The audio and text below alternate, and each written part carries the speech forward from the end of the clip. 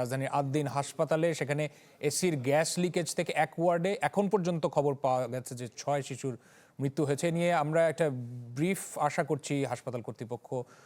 সেখানে আমাদের সহকর্মীও রয়েছেন কাজী ফয়সাল, আমরা তার কাছে চলে যেতে চাই। ফয়সাল, জানাবেন যে হাসপাতাল কর্তৃপক্ষ এখন পর্যন্ত কোনো ব্রিফ করতে রাজি হয়েছে কিনা। 6 জন শিশুর কথা বলা হচ্ছে, যেখানে আপনি ভুক্তভোগীদের সাথে কথা বলছিলেন তারা মতান্তরে বলছিলেন যে 11 জন বা 12 জন শিশুর মরদেহ নাকি তারা নিশ্চিত করতে পারেন। কি তথ্য নিশ্চিত করতে পারবেন, কি তথ্য রয়েছে আপনার কাছে?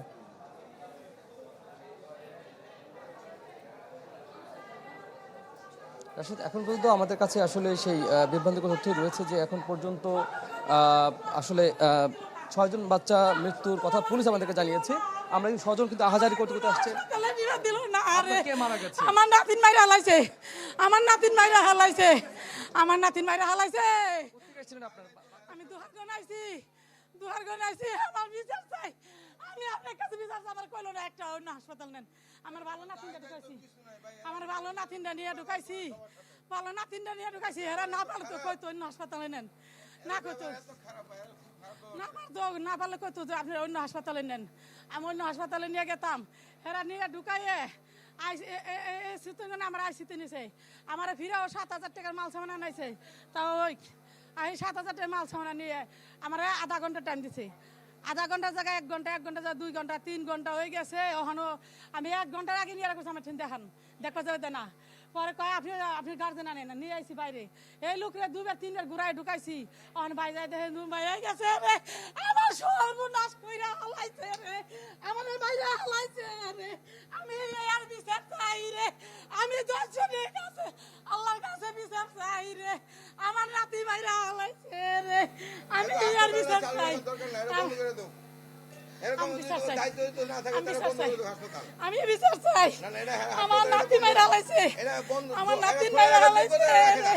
আমার কোন হানে কই নাই, আমি কোন হানে কই নাই আমি এটা করুম না, আমি কই নাই আমি এটা কম দিব। আমার যেহেনে যে টাকা চাইছে সেই টাকা দিছি, যেহেনে যত টাকা দিবার কইছে, যে ওষুধ আনবার কইছে, আমার কইছে কোন থাকবেন। আমি কই আমার ভালো সিলি দিবেন, সব ট্রিটমেন্ট ভালো করবেন। আমি টাকার দাঁড়ি নাই। আহানেও আমার দেখবার যাবে দিল না। আমার নাতিন দেখবার যাবে দিল না। আমার নাতিন আমার দেখবার দেয় না, বাই করে দিলাম। আমার দুঃখ আমার অন্য হাসপাতালে যাবে দিল না। আমার অন্য হাসপাতালে বাই করে দিলাম। কি জবাব দিব আমি? আমার ফুলার কাছে কি জবাব দিব আমি? আমার ফুলার কাছে কি জবাব দিব? আপনারা কি ভিডিও করেন? আমার তো শেষ করে হালাইছে, আমার তো শেষ করে হালাইছে। আমার কি জবাব দিব আমি? আমার ফুলার তুইব না, আমার ফুলার আমার তুইব না। আমার তো বাইরেও গেছে, ময়রাও গেছে, আমার বাইরেও গেছে, আমার ময়রাও গেছে, আমার বাইরেও গেছে। আমার দুহার দেশের বাড়ি দুহার, ঢাকার ভিতরে দুহার। আজকে 4 দিন, আজ 4 দিন, আজ 3 দিন না।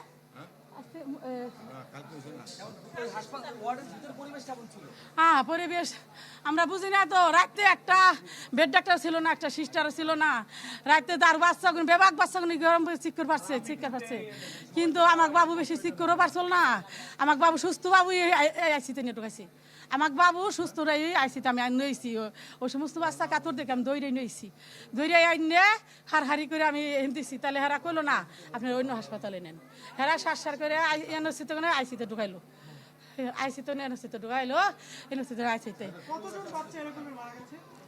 আমাকে পুরে ওয়ার্ডের বাচ্চা সব এমন আইসে। আমার ওখানে জানা মতো 4 জন মরে ছিল ওয়ার্ডে, মনে হয় 13-14 জনই আসছিল। আমি পুরা সঠিক মনে নেই। আমার নাম জানু।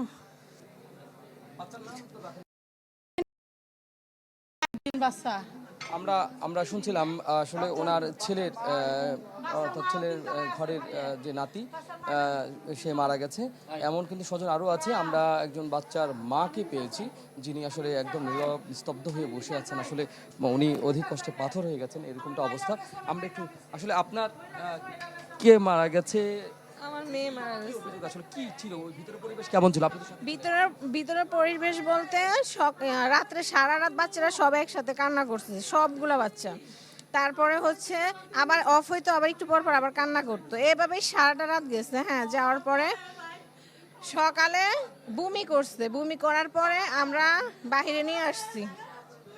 বাহিরে নিয়ে আসার পরে আমি কথা বলতে পারবো না। আপনারা কি বলেননি যে এসি মানে দম একটা নার্স নাই, এত বাজে বিহেভিয়ার এদের, কার কাছে বলবো? আজকে যদি একজন নার্স থাকতো, হ্যাঁ, তাহলে কি করতো, এরা দেখতো, দেখে বাহিরে জানাইতো এদেরকে, কাউকে জানান। একটা নার্স ডাইকা আমার শাশুড়ি প্রথম অসুস্থ হয়েছে, অসুস্থ হওয়ার পর ওনাকে নার্স বাহির থেকে ডাইকে আইন না, তারপর ওনাকে পরীক্ষা করা হয়েছে আর কি। তারপর ওনাকে ইমার্জেন্সিতে নিয়ে গেছি, নিয়ে যাওয়ার পরে আমার বাচ্চা বমি করছে, রাত্রে অনেকবার বমি করছে, অনেকবার বমি করার পরে কান্না, একটু পর পর কান্না বমি এভাবেই চলছিল। আমরা তো আর বুঝি নাই, কাউকেও জানাইতে পারি নাই। ফ্যান অফ ছিল, এসিটা অফ ছিল, মূলত এসি অফ থাকার কারণে এই সমস্যাটা হয়েছে। সাফোকেশন হয়ে মানে দম না না, এগুলো কিচ্ছু বোঝা যায় নাই, আমরা এগুলো কিছুই বুঝি নাই।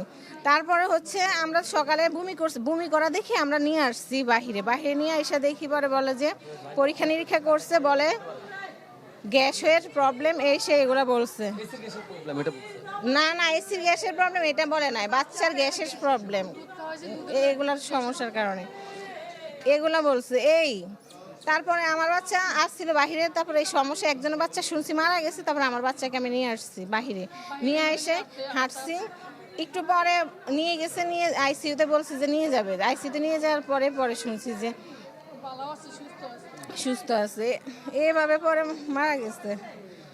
কয়টা বাচ্চা ছিল আপা ওয়ার্ডে আপনার বাচ্চা ছিল একসাথে মনে হয় 12-13 জন ছিল, একজন হয়তো বাচ্চা আছে, আর বাকি সবগুলাই মারা গেছে। 13 জন। একজন বেঁচে আছে 12 জন মারা গেছে। পরিবেশ কি দম বন্ধ হওয়ার মতো ছিল? আমি বুঝতে পারি না, আমরা তো বড়রা বুঝতে পারি নাই এটা তো।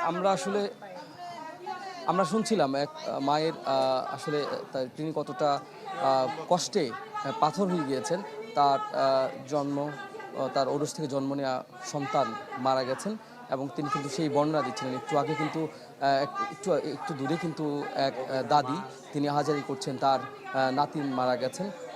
এইভাবে কিন্তু অনেক স্বজন আমরা পাচ্ছি, তারা বলছেন যে অন্তত 12 জন শিশু মারা গেছেন, এই দাবিটি কিন্তু স্বজনরা করছেন। তবে পুলিশ বলছে এখন পর্যন্ত তারা 6 জনের মৃত্যুর বিষয়টি তারা এখন পর্যন্ত জানতে পেরেছেন।